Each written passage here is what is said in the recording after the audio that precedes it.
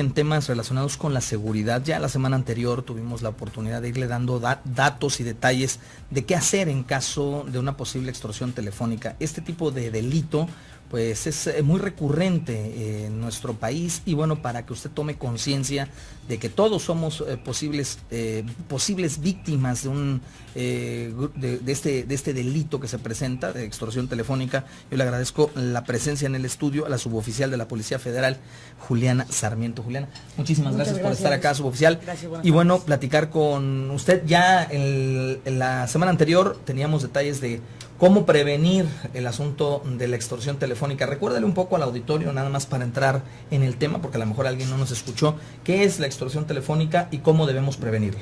Claro que sí. La extorsión telefónica es cuando una persona obliga a otra a realizar un pago o a dar algo a cambio, perjudicando o amenazándola de que va a perjudicar a un familiar suyo. Esto se enfoca prácticamente en lo que es el patrimonio propio, ¿no? Esa es la extorsión telefónica, que alguien te obligue a dar algo a cambio, o si no, le va a hacer daño a alguien de tu familia regularmente. ¿Cuáles son las acciones inmediatas que debe de tomar aquella persona que recibe una llamada de esta naturaleza? Bien, primero es corroborar. Muchas veces las extorsiones telefónicas ni siquiera son del mismo lugar, ¿no? De que te dicen, te tengo vigilado, ya sé dónde vives y estamos en la esquina de tu casa. Muchas veces es no creer en esa información. De preferencia siempre se dice que deben colgar. Si crees que ya estás enganchado en la llamada, entonces es tomar los datos, cantidades, nombres, lugares de lo que te está según pidiendo esta persona.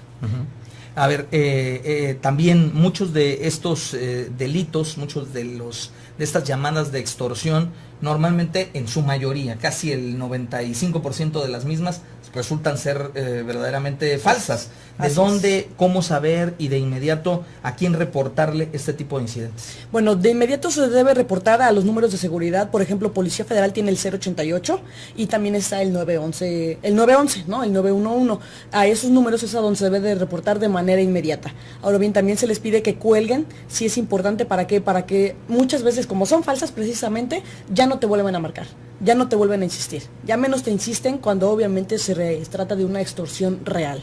Bien, a ver, es evidente que como sociedad debemos de blindarnos para evitar caer o ser víctimas a este tipo de delitos.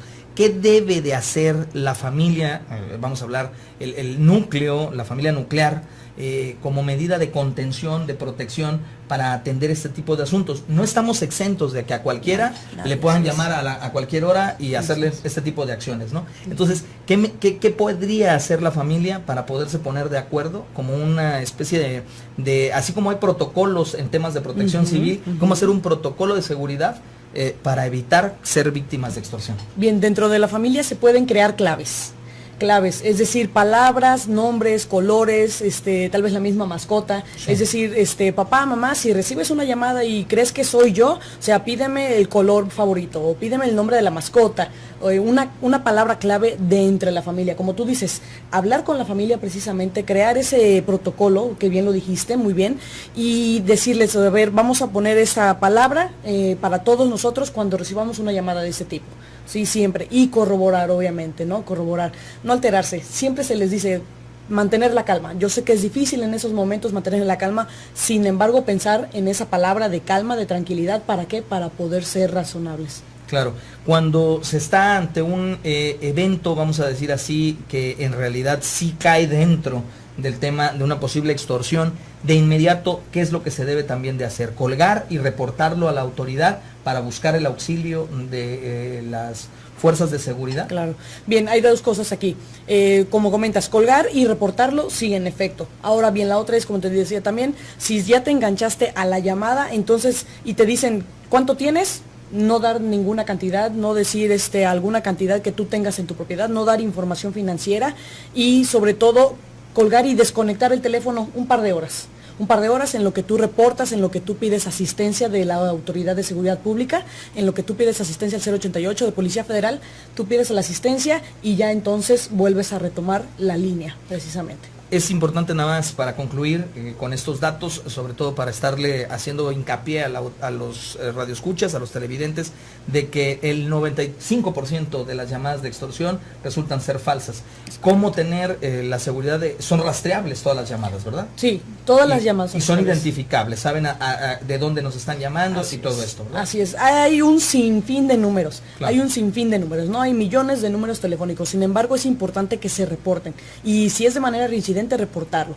Ahora bien, si ya sabes que ese número corresponde, ya no contestes. ¿Hay algún portal en donde aparezcan números que ya hayan sido identificados como de llamadas de extorsión para evitar que seamos víctimas o susceptibles a recibir un número de estos? Normalmente, ¿de qué ladas llaman? Porque son foráneas casi siempre en su mayoría.